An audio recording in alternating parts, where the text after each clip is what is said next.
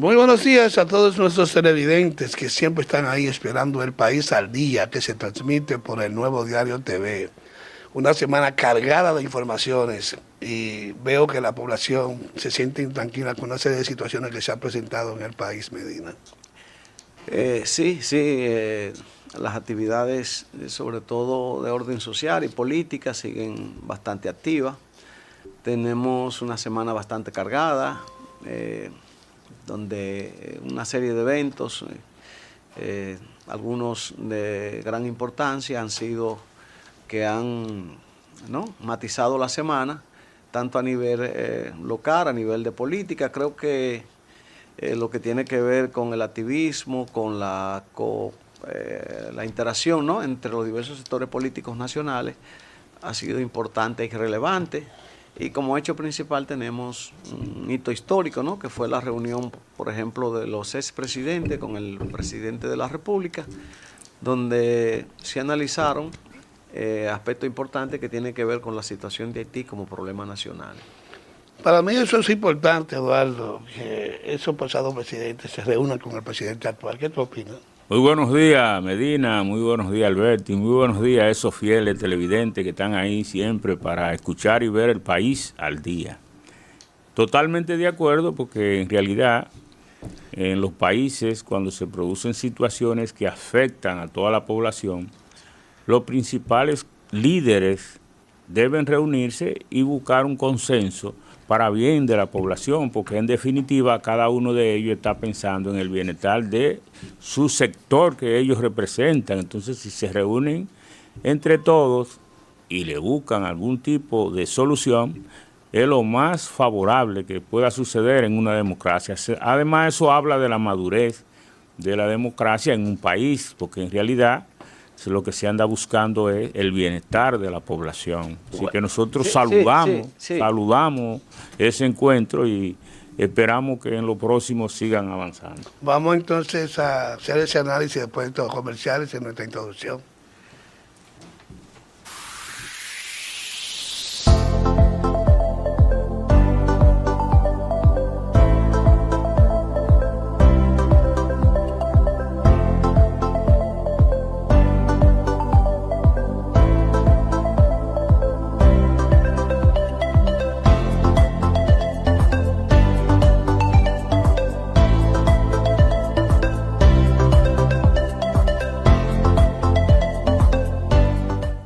Evita crear basureros improvisados. Estos son grandes focos del mosquito del dengue. Cuida tu hogar y tus vecinos. Es hora de accionar. Ganémosle al dengue.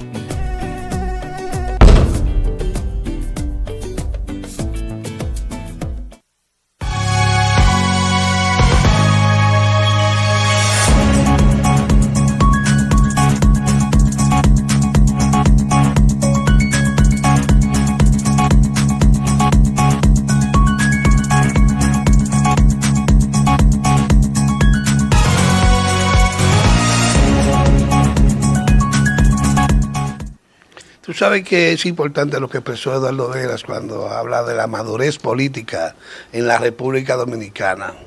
Pero había muchos comentarios de que sí valía la pena reunirse o no valía la pena hacer ese tipo de contacto, porque estaban hablando políticamente que se veía un acercamiento entre el expresidente Leonel Fernández y nuestro presidente de la República, Luis Abinader.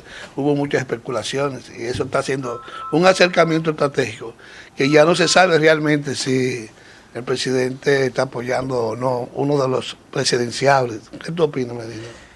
Bueno, mira, ese encuentro, dijimos anteriormente que ya era un hito, ¿no? Nunca se había producido aquí, ¿no? Y logró, por ejemplo, sacar de ese enclaustramiento a Danilo Medina, quien se había limitado todas sus acciones públicas a reuniones y encuentros del PLD. Y allí se dio algo que parecía improbable hace un tiempo, que era la reunión de Hipólito Mejía, Leonel Fernández, el propio Danilo, con el presidente de la República. Lo que, como bien señalan ustedes, muestra madurez, muestra que tenemos ya pantalones largos como democracia, porque como señalaba Eduardo, cuando hay problemas de tipos de interés público nacional, pues se ponen a un lado las banderías políticas y se focaliza, ¿no?, el interés nacional.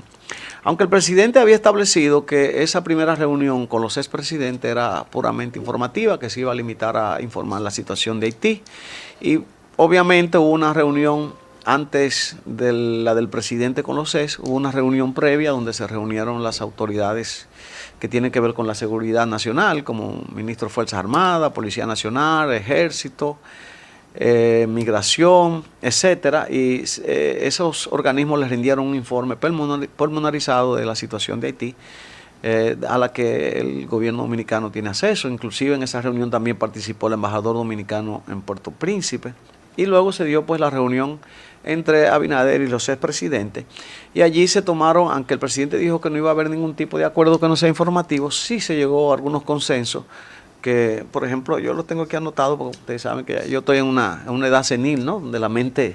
No, se entiende. La edad tuya es para ir comprendiendo sí, los temas de manera linda. Sí, Te autorizamos que tú leas el mensaje. Hubieron 4 aspectos que ellos consensuaron. El primero fue discutir, aprobar y promover una política exterior conjunta frente a la crisis de Haití. Eso es importante, porque también eso permitiría que en las próximas elecciones cualquier partido que gane le daría continuidad a esa política que se trace ahora hacia Haití a posterior.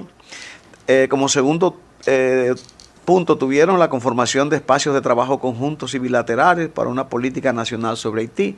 Es decir, que no solo es a aprobar y promover, sino conformar espacios de discusión de aquí en el tiempo, ¿no?, que permitan ir afinando esas políticas. Como tercer punto, aprobaron entregar un informe periódico a los 3 expresidentes sobre la seguridad nacional con respecto a la situación de Haití. Es decir, que los expresidentes estén al día sobre aspectos de seguridad en la República Dominicana, en lo que tiene que ver con Haití. Y eso es muy importante porque hay un peligro latente hacia la República Dominicana, que son las bandas haitianas, ¿no? Y se teme que en cualquier momento pudiesen incursionar en actos delictivos en la República Dominicana. Y como cuarto punto, convocar al Centro de Centro Económico Social para discutir acciones concretas frente a Haití. Asistirán el expresidente y los jefes de Estado. Creo que es el punto más neurálgico de ese encuentro. Creo que es el punto más, esos encuentros porque vimos en la semana que el presidente rebotó la decisión, porque aunque el consultor jurídico había dicho que estaba descartado un nuevo plan de regularización, que es lo que está empujando amplios sectores, sobre todo económicos, ¿no?, sectores de la construcción, sectores de la agricultura, sectores políticos, inclusive sectores muy ligados al gobierno lo están presionando para que se abra un espacio de un nuevo plan de regularización similar al que se hizo en el 14 cuando Danilo Medina. Entonces, el consultor jurídico había dicho que el gobierno descartaba eso. Sin embargo, el presidente como que reculó y dice no, que va a dejar esa responsabilidad en el Consejo Económico y Social. Y obviamente ese es el punto más neurálgico porque es el punto que provocaría mayor rechazo en la población dominicana. ¿Qué me dice Eduardo Vera? Bien, realmente nosotros creemos que por poco que se logre, es un punto de avance en lo que podríamos decir la institucionalidad y el desarrollo de la democracia en el país. Porque prácticamente podríamos decir que era no raro, extraño que los principales líderes contrarios de que se reúnan. Eso prácticamente, pues en nuestro país, pues siempre se vio descartado y ya observamos que no. Lo que entiendo que algo positivo saldrá de esos encuentros que se van a iniciar a través del Consejo Económico y Social, que es la institución oficial que está establecida para realizar consenso de políticas públicas generales en nuestro país. O sea, nosotros conocemos de varios encuentros que se dieron en el pasado, aunque muchas de esas políticas que salieron de ahí realmente no fueron aterrizadas, pero sí están muchas de ellas en carpeta y que en cualquier momento pues algunas se ponen en práctica y van a redituar en un avance para el desarrollo en la República Dominicana. Con relación al plan de regularización, realmente, como dice Medina, será el punto más discutido, será el punto, diría yo, donde pocas veces se van a poner de acuerdo, porque vamos a tener realmente posiciones radicales. Pero yo sí entiendo que hay mecanismos intermedios que pueden ayudar a salvar esa situación, porque en otros países lo han hecho y lo están haciendo en la actualidad. Entonces, ¿por qué nosotros no podemos explorar algunas otras medidas que han dado resultados y pueden dar resultados? Pero yo quiero preguntarte, Eduardo, si el presidente puede rehuir su responsabilidad como jefe de la política exterior y lo que representaría un nuevo plan, porque es que yo no entiendo, porque aquí se hizo un plan de regularización que se gastaron 2.000 millones de pesos. ¿Y tú sabes cuántos se regularizaron? Menos de 8.000. Entonces, en 2.000 millones que nos costó a nosotros. Entonces, es lo que te estoy diciendo. O sea, realmente hay que ver hasta dónde sea posible, porque el problema es que se pone una política pública en marcha con muchísimos en contra dentro del mismo gobierno, digo yo. Pero déjame preguntarte, yo no sé. Diciendo que nosotros iniciamos un plan en el 2014 y fracasó. Ese plan se extendió, el Estado Dominicano, nosotros, los impuestos, nosotros aportaron más de 2.000 millones de pesos para ese plan y ni siquiera llegamos a 8.000 en ese proceso. Entonces, realmente, ¿qué es lo que andamos buscando? Pero, Eduardo, ¿quiénes conforman ese consejo? Dime, económico y social. Tú no puedes orientar eso. Sí, claro, el Consejo Económico y Social, tú sabes que tiene una conformación, como le llaman, tripartito, o sea, ahí están los partidos políticos que se incluyeron al final, porque en principio nada más era el gobierno. No buscan ese apoyo de los partidos. El sector privado y el sector patronal. Ajá. O sea, esos tres sectores era lo que conformaban precisamente ese consejo, pero al final se entendió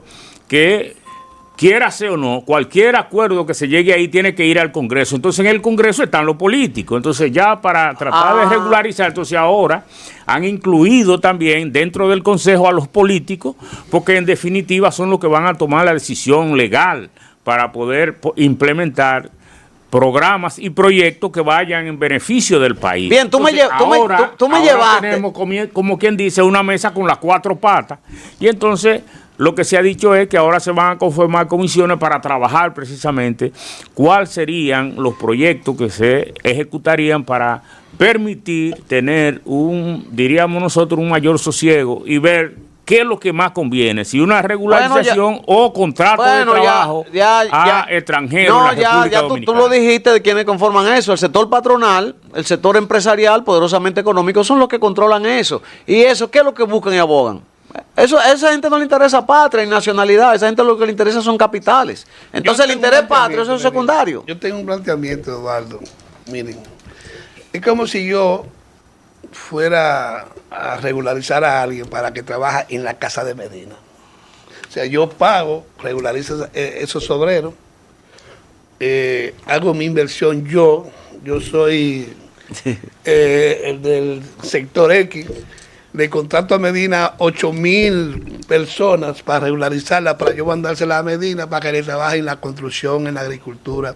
Yo creo que es una mala inversión, porque se supone que si yo estoy haciendo una estructura de X nivel, una carretera, yo sí puedo contratar un personal X, no solamente de Haití, puede ser de Venezuela, de cualquier otro país. Entonces yo lo contrato para esa carretera. Terminó el proyecto. No, que en la actualidad tenemos aquí, por ejemplo, construyendo termoeléctrica, y tenemos aquí cubanos, tenemos colombianos, entonces, tenemos aquí brasileños. Tenemos que partir desde ahí entonces. Yo creo que se puede regularizar, pero según las necesidades. Es decir, que el empresario que tiene que ver con el cacao me dice a mí, yo quiero conseguir tal cantidad de obreros, pero tú lo vas a pagar. Porque tú eres el que va a contratar a ese personal para que te trabaje en tu finca. Pero no, yo no voy a coger 8.000 personas, regularizarlas. El canciller keniano, regularizarlas para dárselo al país para que trabajen. Eso es una mala inversión porque están usando mis recursos como ciudadanos, mis impuestos. Lo que yo entiendo es que los empresarios tienen que asumir la regularización de lo que ellos consideren que necesiten, pero no mi dinero, usando mi presupuesto para hacer ese tipo de inversión, porque yo no le puedo dar obrero a ningún tipo de fábrica, de construcción, de agricultura. Eso no es mi papel como ciudadano.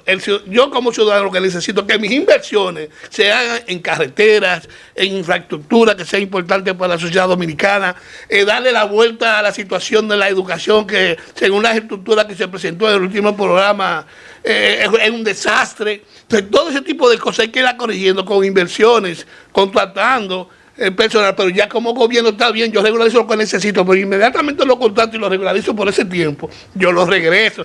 Lo que hay ahora mismo es un desorden. Bueno, acuérdate, lo que pasa es, Albert, lo que te quería decir, Alberti, es que actualmente vino aquí el canciller keniano y él está interesado en que la República Dominicana haga algunos acuerdos con ellos para explotar precisamente lo que tú estás hablando, café y cacao, porque ellos también producen café y cacao allá y dicen ellos que sería beneficioso. Pero lo que tú estás diciendo, oye, ¿qué pasa? Los empresarios no pueden regularizar. No regularizar, ni pueden ni regularizar ni hacer contratos. Eso es el Estado dominicano. Pero el Estado no con mi dinero. Es el Estado dominicano. Entonces, que tiene... ¿suplido por quién? Pero escúchame, Alberto, oye, ¿qué es lo que pasa? Yo planteo que lo que se deben hacer es contratos de trabajo. Y nosotros tenemos mucha experiencia de eso. Es casi lo mismo porque que la industria azucarera de la República Dominicana en una gran parte se fundamentó en ese tipo de contratos. Entonces nosotros tenemos experiencia en ese tipo de contratos que podemos ahora, en los tiempos modernos, mejorarlo, como hacen cualquier otro país, que le dan un contrato a un dominicano que vaya a trabajar a Canadá por 9 meses. Entonces ese dominicano, la empresa que lo contrató, terminó el tiempo, se tiene que salir. Si quiere que se mantenga, la empresa misma se encarga de solicitar que se le extiende el plazo a ese dominicano que tenga una empresa y está rindiendo una función y ellos lo van a necesitar por otro tiempo más. Eso podemos hacer en la República Dominicana. ¿Cuál es lo que falta? No. El Estado hace el proceso de regularización del contrato. Ahora, quien paga es la empresa que lo está usando. ¿Y qué hizo Danilo Medina? Incluso el Estado dominicano. ¿Qué hizo Danilo Medina? El Estado dominicano, en vez de invertir, va a recibir.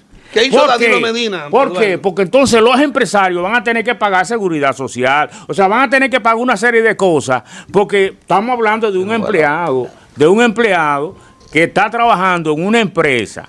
Y ese empleado está regularizado, o sea, con un contrato de trabajo. Entonces, el empresario tiene que responderle a él con todos los beneficios que lleva. Entonces, eso implica impuestos para el Estado. Lo que quiere decir que en vez del Estado invertir dinero en ese tipo de contratos, va a recibir dinero. Déjame explicarte, Eduardo, Esos contratos, tú dices, que se hizo en el pasado, esos polvos trajeron estos lodos que tenemos hoy, de esa alta población ilegal que se ha multiplicado por 20 en el país. Porque inmigrante que viene contratado, inmigrante que se queda. Eso es lo primero. En segundo lugar, eso se podría hacer en un país donde haya escasez de mano de obra. Y yo pregunto, mira las estadísticas, uno de los problemas que tiene la juventud dominicana, la población dominicana, es la falta de empleo. El desempleo es altísimo en la República Dominicana. Entonces, el Estado, en vez de dedicarse a propiciar contratación de mano de obra extranjera, lo que debe crear políticas para que la mano de obra dominicana sea valorizada en su justa dimensión, que sea compensada en la proporción de su trabajo y que se desarrolle,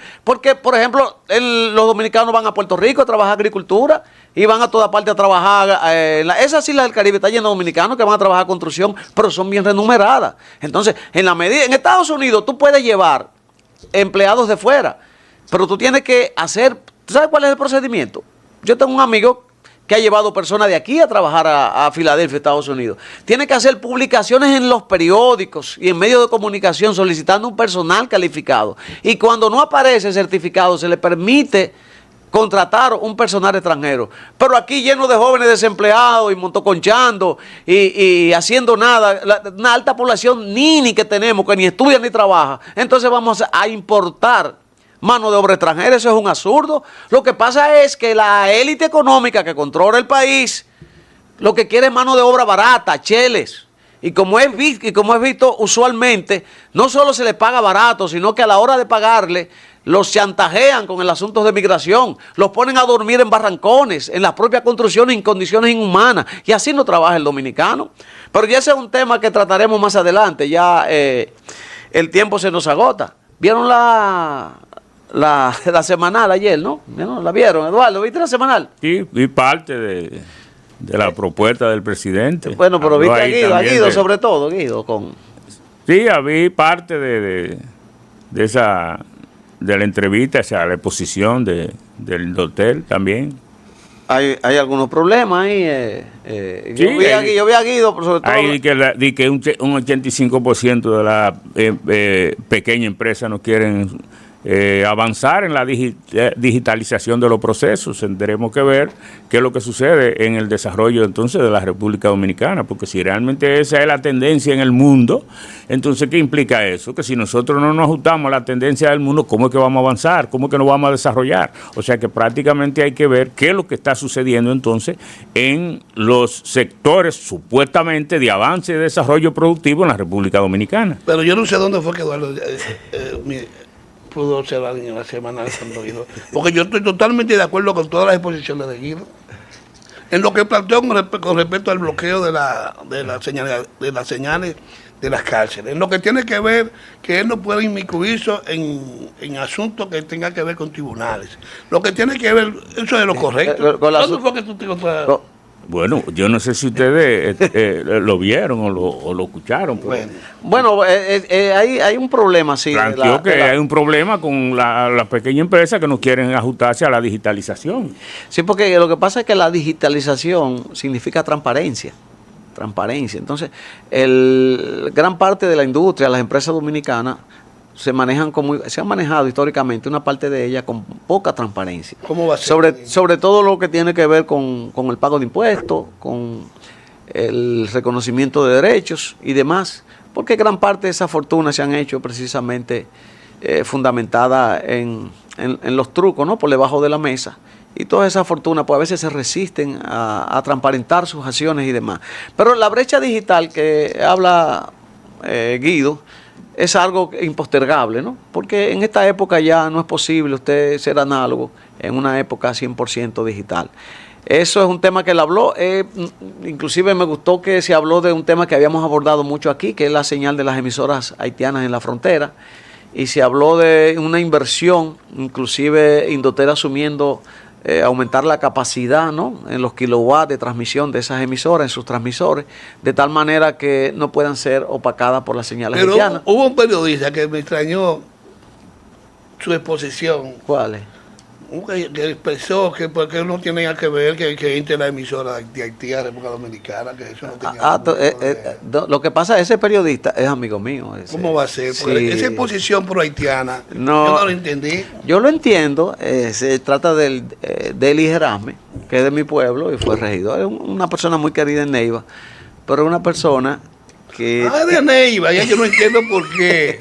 Tiene altos... ¿Qué de Neiva? Él tiene razón. Él siempre es una de las emisoras que siempre sintoniza porque está ahí mismo. Y quizás sabe hablar. Y él sabe hablar su creol y todas sus cuestiones. Entonces, yo he entendido que él se disfruta su programación. Por eso estaba él defendiendo. Entonces hay que dejarlo. Por eso estaba él defendiendo que entrara la señal de Haití a República Dominicana. No, y habló del comercio. Ya eso es lo que hay un intercambio cultural y todo. Y él tiene razón. Él dijo varias cosas que son ciertas. ¿Qué fue lo que dijo Medina? Él dijo, por ejemplo, que Haití es uno de los principales socios comerciales dominicanos, es verdad. Creo que en el área, por ejemplo, avícola, agrícola, por ejemplo, en Neiva, toda esa zona, usted no consigue un racimo guineano ni de plátano, porque los haitianos vienen y lo compran en las matas, los limones, todo eso. O sea, hay un flujo... es la mejor balanza de pago que tiene la República Dominicana. Mejor que la de los Estados Unidos, porque Estados Unidos usted no le puede llevar... Usted no le puede llevar disparate a Estados Unidos. Él habló varias cosas, pero él habló en defensa de Haití, de como que esa comunidad está siendo acosada, y no es así. Lo que pasa, Deli siempre ha soñado con ser embajador en Haití. Él tiene altos vínculos en Haití, de amplias relaciones. Y él es un individuo que, para mí, eso es presionando a Luis, para que Luis lo tome en cuenta, porque él se creó unas expectativas con Luis, sobre todo con la embajada dominicana en Haití. Él siempre ha soñado con ser embajador. Fue funcionario allá, fue funcionario. Ya yo entiendo, porque ahora tiene tanta mala suerte que mira la crisis que hay en Haití.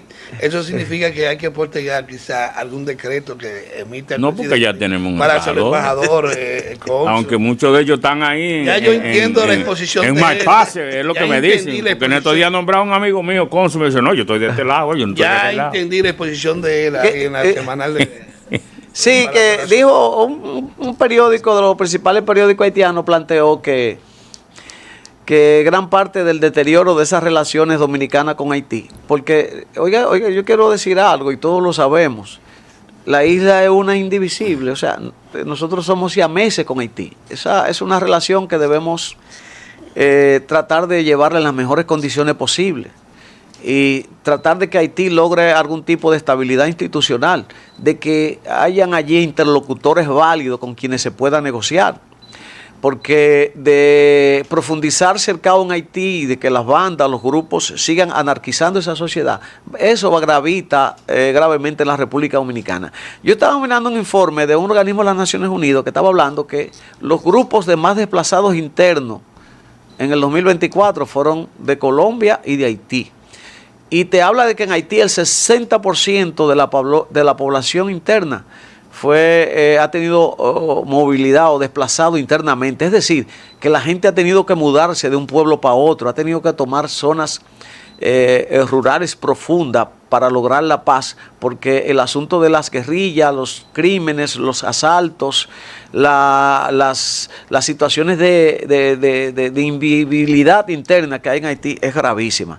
Entonces creo que también hay que bajarle un poco los humos a amplios sectores nacionales que viven asusando, ¿no?, y provocando una especie de confrontación no solo con Haití, sino con todo haitiano que ven. Y no es así. Y no es así. Creo que eso es inclusive una falla histórica. Más adelante podríamos estar hablando de eso. Pero hay que buscar la tranquilidad y la normalidad de Haití hasta donde sea posible, porque lamentablemente cualquier hecho o cualquier situación de anarquía que se da en Haití repercute de manera negativa en la República Dominicana. Y creo que ahora que yo veo situaciones, ahora aquí hay sectores que están cazando gente de origen haitiano, que fulanito tiene un cargo que es de origen haitiano. Señores, eso no soporta un análisis genealógico en la conformación del dominicano. Tenemos que en esos aspectos tener los pies fríos, y el gobierno también no puede estar actuando por presión de sectores internos que precisamente se lucran y viven de eso, y buscan notariedad, buscan presencia pública y buscan inclusive alcanzar liderazgo de tipo político y de tipo social en base a la propagación de sentimientos antihaitianos en la sociedad dominicana. Nosotros aquí hemos atacado mucho la migración irregular haitiana, pero hablamos de inmigración irregular. No tenemos un sentimiento, ni propagamos, ni auspiciamos un sentimiento de enemistad y de odio, ni de ningún tipo de xenofobia que pueda catalogarse de nuestra parte hacia los haitianos. Al contrario, nosotros tenemos respeto, es un país con mucha historia y que también ha aportado mucho en su mano de obra a la República Dominicana. Yo quería decir eso. Es importante que tú lo digas, pero para que siga nuestros comentarios y déjame decirte, mira, a propósito, vamos a pasar los comerciales para ver invitado. Bueno, pero vieron a Riverón ustedes. Ustedes vieron el comportamiento. Riverón tiene problemas, no es bueno que no, pero ahora, sí, pero es un hecho vergonzoso. No, pero le dijo a Faride que va a seguir haciendo su trabajo, pero es lamentable lo que se colgaron en las redes sociales, porque esa no es la forma. No, yo creo que el presidente esa no es la forma. Me extraña que nadie preguntara al presidente, porque el presidente ahí debió trazar pauta de quién es que dirige la política exterior de la República Dominicana y cuáles son los organismos institucionales que deben tomar las medidas pertinentes para controlar la misma. Hechos como ese no se pueden pasar por alto, porque así en Europa pasaron... O sea, que tú tienes un planteamiento de Faride, ¿verdad? Eso claro, tiene que ver con él. Claro, porque no vivimos en una selva, vivimos en una sociedad medianamente organizada con normativas legales. Y así empezó en Europa en la década del 30, muchas situaciones que luego terminaron bastante mal, así que tenemos que tener cuidado con eso. Los riverones no caben en este tipo de sociedad moderna, ¿no? Bueno, vamos a unos comerciales.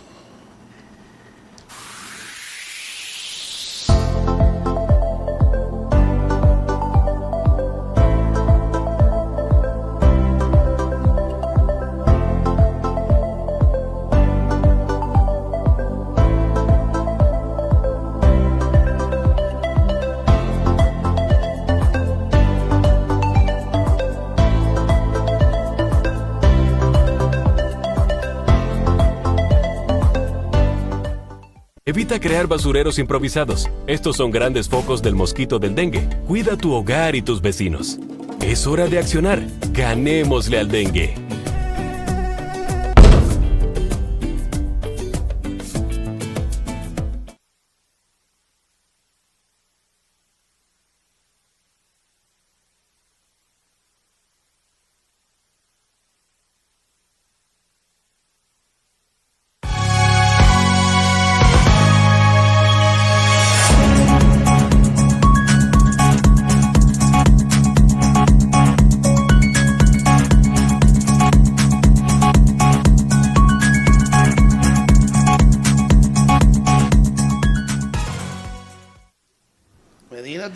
invitado. Sí, realmente es de grato placer tener aquí a un gran amigo. Hubo muchos años de relación de amistad y es un mediano empresario.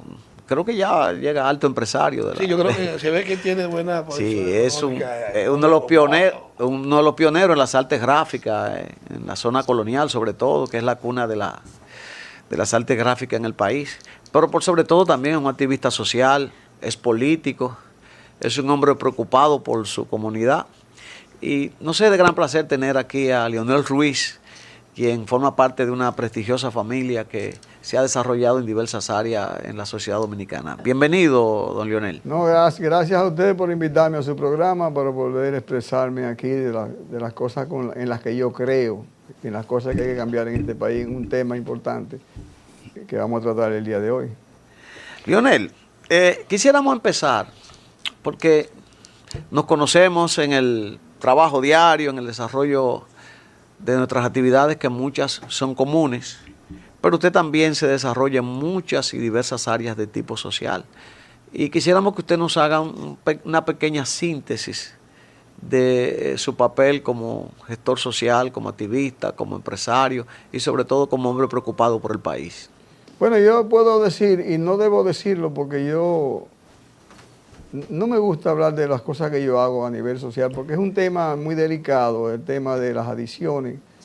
Nosotros manejamos grupos, pertenecemos a grupos que trabajamos con adictos, no adictos nada más a la droga, sino adictos al juego, adictos a muchas cosas, porque las adicciones no, mucha gente piensa cuando le hablan de adictos nada más de droga y alcohol, pero hay adicto al juego, adicto al sexo, al dinero, hay adicto a la comida, hay adicto a muchas cosas, hay lo que se llama fármaco dependiente, nosotros trabajamos con eso.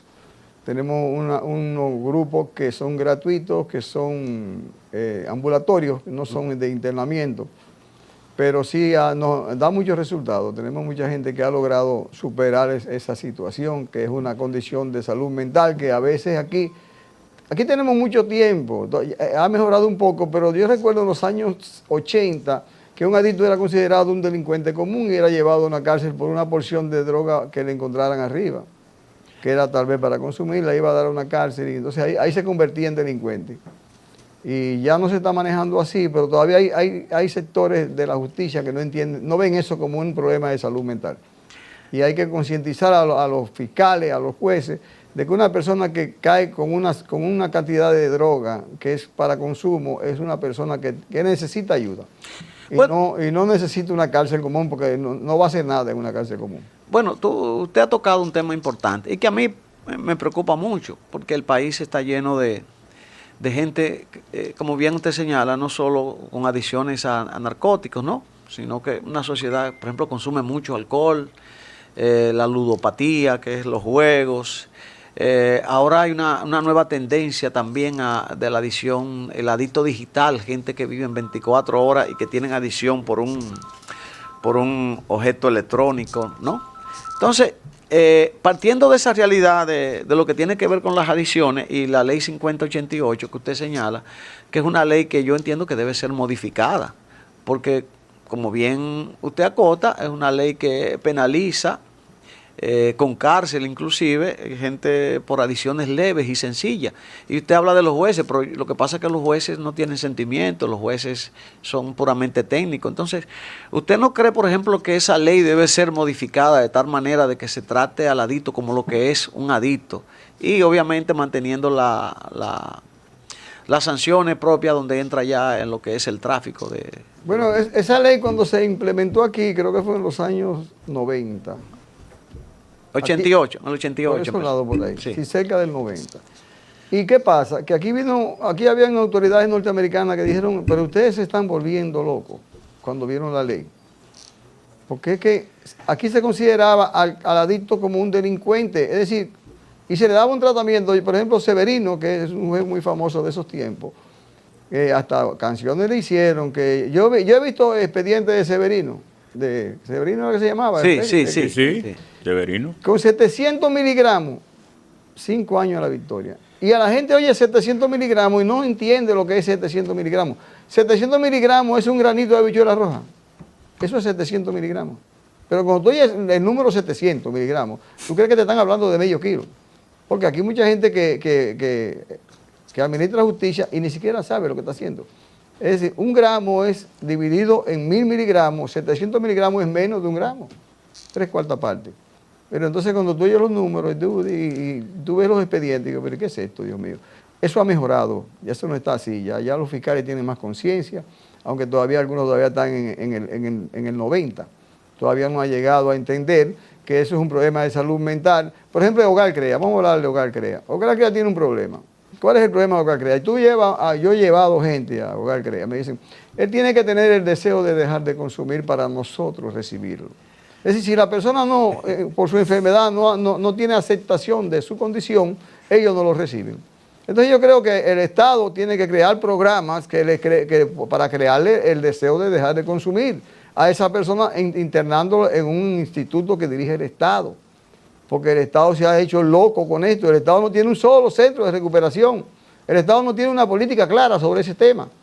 El Estado dominicano da dinero a CREA, de aquí y allí. Y tú sabes lo que cuesta un proceso de recuperación privado.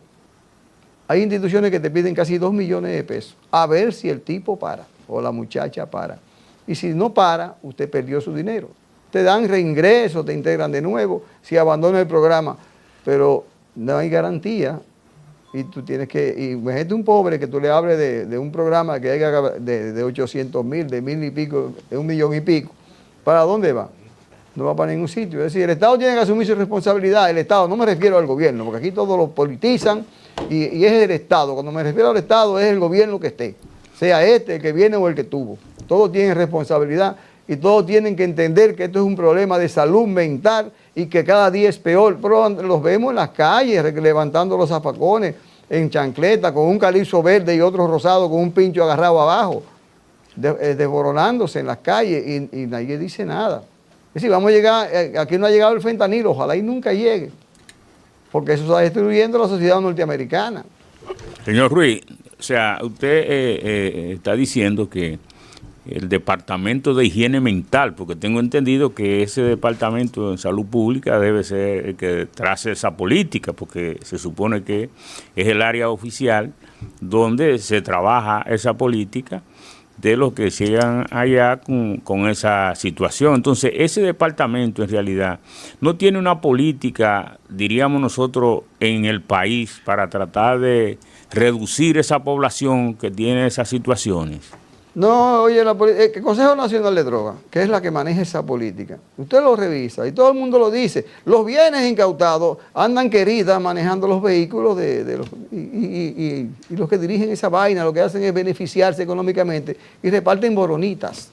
No hay una política real de una gente que sí le duela el adicto, que su satisfacción sea cuando tú agarras a una persona que se está desboronando, que tú logras que esa persona deje de consumir sustancias y tú curas a la familia entera. Y ese es el pago que tú recibes. Es decir, cuando tú vas a bregar con algo como esto, pensando en cuestiones económicas y hacerte rico, tú no estás haciendo el trabajo, no tienes la vocación. Y es que hay mucha gente que sí la tiene, pero hay que buscar gente que tenga la vocación de trabajo, que diga, mira, mi trabajo es como yo, cuando un médico cura a un niño, que entra a una clínica y sale el niño riéndose, esa es la cura. Es decir, ese es el pago que recibe una gente que tiene la vocación. Aquí se ha perdido la vocación en todos los frentes. Los profesores no tienen vocación, el juramento hipocrático no existe. Aquí todo es ganar dinero y ganar dinero no importa cómo dé lugar y todos estamos involucrados en eso. Ese es el problema de este país en todos los frentes de los problemas que hay que resolver. Que hay gente sin vocación. Los diputados no tienen vocación, la mayoría. Casi nadie tiene vocación de servicio. Ese es el problema grave que hay aquí. Don Luis, precisamente usted ha tocado algo importante y era mi pregunta. Se supone que cada jurisdicción tiene un congresista, tiene un diputado, también tiene un senador, tienes alcalde, alcaldesa, etcétera. Entonces yo no veo el trabajo de campo que están haciendo esos congresistas. Lo que van allá a cobrar un salario y a discutir temas que no tienen que ver con su sector, con su jurisdicción. O sea que esto está grave, don Luis, esto está grave. Sí, la situación del país es complicada porque es que lo que falta es, como decía Kennedy, ¿qué usted está dispuesto a dar por su país? Aquí nadie piensa en eso. Si usted va a los puestos públicos, y va pensando en subir políticamente y poner vagos a cobrar para que sean dirigentes políticos de su proyecto político personal, porque ni siquiera de un partido. Y todo es así. Y por eso el Consejo Nacional de Drogas debe ser revisado. Una vez pusieron a Freddy Velascoico ahí y creo que Julito Hacienda dijo, sal de ahí. ¿Por qué? Porque hay una serie de coroneles retirados y porque manejan esa vaina como le da su gana y el dinero lo usan para cuestiones personales. Y no hay un solo centro, digo yo, que el Estado Dominicano diga, nosotros mantenemos un centro, una finca, modelo, lo que sea, un plan piloto, para ver cómo funcionan las cosas, porque es que usted tiene que recoger a esa gente, llevarlo a un lugar donde usted le dé terapia y tratamiento. Se puede, pero no hay voluntad. En conclusión, don Ruiz, eso significa que el Consejo Nacional de Drogas está haciendo un trabajo lamentable en el país, porque no lo veo. Es más, con la situación ahora mismo de las drogas, estos 5 jóvenes que murieron, es una situación difícil para el país. Es como si el Consejo Nacional de Drogas no existiera en la República Dominicana.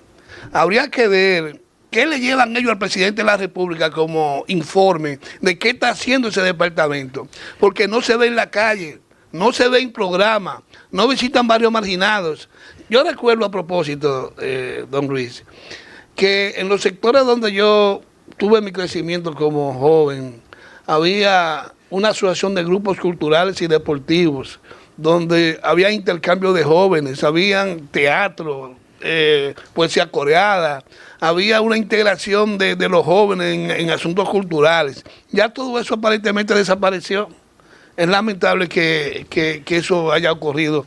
¿Usted ha visto algunas actividades culturales en sectores de casualidad? Bueno, yo he visto a CREA que ha ido a algunos lugares, y hace actividades. La Dirección Nacional de Control de Drogas también hace actividades, eso no se puede negar, pero es que necesitamos la cura. Es decir, intervenir a las personas que ya tienen el problema. Por lo menos eso. Porque lo que usted está planteando es la prevención. Claro, hay que ahora con las redes y ese tipo de cosas, hay problemas, porque es que hay de todo. En las redes tú encuentras de todo ahí. Los padres tienen que cuidar a sus hijos de esa vaina, porque es que el problema está en que tú te metes en las redes y tú ves todo lo que tú quieras ver. Los niños están expuestos allá a situaciones que antes uno no la vio. Porque antes yo recuerdo cuando yo estaba muchacho que la pornografía de nosotros era la cámara, la vio así. Sí, esa era la pornografía que nosotros teníamos acceso porque éramos muy pobres y entonces no teníamos con qué comprar una Penthouse, una Playboy o prestada. Ahora tú entras a las redes y te encuentras de todo. Pero don Luis, dígame algo. El país requiere de cambios. ¿Cómo usted ve el cambio actual del Partido Revolucionario Moderno? ¿Ha llegado a su objetivo o no? No, porque yo creo que hay que cambiar las estructuras, es lo que dicen los chinos. Los chinos dicen, nosotros no cambiamos los partidos ni las caras, pero cambiamos la política. Se lo dijeron a los norteamericanos. Es decir, nosotros hemos llegado donde hemos llegado porque lo que China produce se reparte de manera equitativa. Por eso tienen lo que tienen. Y por eso aquí nunca va a llegar eso, porque aquí el que tiene cada día quiere tener más. Con la reforma fiscal que acabamos de plantear, ¿quiénes fueron los primeros que gritaron? Los que más dinero tenían. Es decir, nadie quiere pagar impuestos. El turismo tiene 60 años que no paga impuestos. Hay que exonerar el combustible a los más ricos. ¿Y para dónde va un cambio? El cambio no funciona así. Es decir, no es establecer un sistema cubano, porque eso no funcionó en Latinoamérica ni va a funcionar nunca. Pero sí, como decía Mujica, es tiempo, y decía Peña Gómez en los 90, es tiempo de que los más ricos paguen el precio de la democracia. Cuando me hablen de eso, estamos hablando de un cambio. Lionel, yo no quisiera que concluyamos esta entrevista sin tocarle un tema importante que ambos conocemos, ¿no? Y es el que tiene que ver con la zona colonial. Es una zona que ha sido intervenida. Hay muchas quejas entre los residentes. Y se habla inclusive de sectores económicos que han venido apoderándose de manera paulatina de la zona colonial y han ido pues con muchas políticas excluyendo y hasta haciendo saltar pequeños negocios de la zona. Pero hay algo también preocupante y es la calidad, la baja calidad de las intervenciones que se han hecho. Las alcantarillas rotas, las aguas negras brotando por medio ya de avenidas o de calles totalmente reparadas y de edificios cayéndose y demás, mientras las autoridades siguen manejando decenas de millones en dólares producto de préstamos y demás y también de inversión local. ¿Cuál es la visión que usted tiene en breves minutos? Mira, ¿no? Sobre la zona cuando colonial? se hizo la primera remodelación en el gobierno pasado, ahí en lo que es la restauración, el arzobispo Meriño, yo vi cuando desbarataron eso, allá abajo en la Isabel la Católica. Ahí había un desagüe que hizo Nicolás de Obando, que cabía un niño caminando dentro. Eso lo eliminaron y pusieron un tubito, de esos tubos de esos tubos plásticos. Y eso no da abasto ahora. Ellos eliminaron un sistema que funcionaba y ahora tú ves que ahí en frente a la casa de Duarte, ahí se acumula una agua negra. Ellos vienen con un camión y lo limpian, pero al mes vuelve a lo mismo porque es que ya ellos dañaron el sistema. Sí, uno vio cuando levantaron eso, porque uno trabajó por ahí, y dañaron el sistema, y ahora volver a romper todo eso es difícil. Yo no le veo la solución a eso, porque ellos lo que hicieron fue dañar el sistema. No sé por quién supervisó esa obra, porque aquí nadie supervisa nada, la oficina de supervisión de obra del Estado no funciona, porque eso yo no soy ingeniero, yo me di cuenta. Yo digo, ¿qué es lo que están haciendo esta gente? Eliminaron una más grande que ese mostrador, y ellos pusieron un tubito plástico para la misma cantidad de agua, o ahora hay mayor cantidad de agua, porque es que es una baja que hay ahí.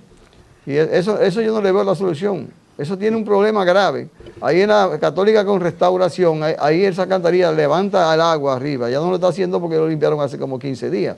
Y el agua que sale es el agua putefrasta. Y tú ves los turistas caminando y brincando por encima del agua, que a mí esta vergüenza me da cuando pasan. Pero es cierta la denuncia de que se están apoderando de inmuebles poderosos allí, inmuebles que no tienen dueño y que han venido y han desalojado. Hay esos casos, porque la gente tiene que saber, ahí en la zona colonial, en la guerra de abril, recuerden que ahí fue el enfrentamiento real, 16 de junio, fue ahí frente a los lados de la iglesia Santa Bárbara. Y los extranjeros que vivían por ahí se fueron para sus países, y cuando volvieron lo encontraron invadido esos inmuebles, y Balaguer no desalojaba a nadie en esos 12 años. Y muchos vieron eso como perdido y se fueron. Algunos hijos y descendientes de esa gente han encontrado los papeles y han venido a reclamar, pero muchos de esos edificios se lo han robado abogados con subterfugios legales y trucos de cámara, y se han adueñado de eso. O sea que quiero retomar la parte del desagüe de agua negra y también agua correntía cuando llueve. O sea, ellos modificaron el sistema antiguo que tenía la ciudad colonial por un sistema nuevo. O sea, en vez de darle mantenimiento al sistema antiguo, porque el sistema antiguo era más eficiente por la forma en que se hacía. El sistema que teníamos ahí es el mismo sistema que se utilizó en Roma. O sea, teníamos un sistema ahí que tenía una gran capacidad, que lo único que había era que darle mantenimiento. Y eso resolvería el problema. Pero si lo cambiaron, entonces ahí vamos a tener, como dicen siempre, un verdadero cuello de botella, porque realmente la desembocadura siempre son más amplias, pero si entonces reducen donde entre el agua, entonces se supone que se va a acumular por mucho tiempo y mucha agua ahí. Si usted va a lo que están haciendo ahora, usted va a buscar dónde está el desagüe pluvial, porque el sanitario está ahí, pero yo no lo veo, el otro, el de la lluvia, no se ve. Es decir, yo estoy buscándolo y no lo veo. Yo veo unos tubos ahí que parece que son y en la otra situación, en la otra remodelación, ligaron un agua de pluvial el agua potable, la conectaron con el agua de sanitario. Y había unos locales ahí en la restauración que tuvieron problemas con eso, problemas graves. Vamos a darle un minuto para que usted le dé un mensaje al pueblo. Bueno, yo le recomiendo, yo lo que quiero decirle a los padres que cuiden a sus hijos. Cuiden a sus hijos. Porque en esta sociedad, si usted no lo cuida, nadie se lo va a cuidar. Yo tengo 13 nietos, y cuando yo ando con mis nietecitas, mira, yo no duro 5 minutos con mis nietecitas, que le digo, no la quiero junta con un adulto, 5 minutos sola. Una niña de 8 años, no me gusta. Es decir, hay que cuidar a los hijos y no maltraten a sus hijos, porque un niño maltratado es un adulto frustrado. Y por eso tuve mucha gente, y en los programas que tenemos de recuperación de adictos, Oímos los compartires de esos muchachos que han sido maltratados, ignorados por sus padres, que sus padres lo han abandonado. Y eso es lo que fabrica los adictos, señores. Le damos las gracias, señor Leonel Ruiz, y a esos amigos televidentes que siempre están ahí todos los martes para ver y escuchar El País al Día, para ponerse, como dice el programa, al día de lo que está aconteciendo a nivel nacional e internacional. Que tengan buen día, buen provecho y que el Señor lo bendiga a todos.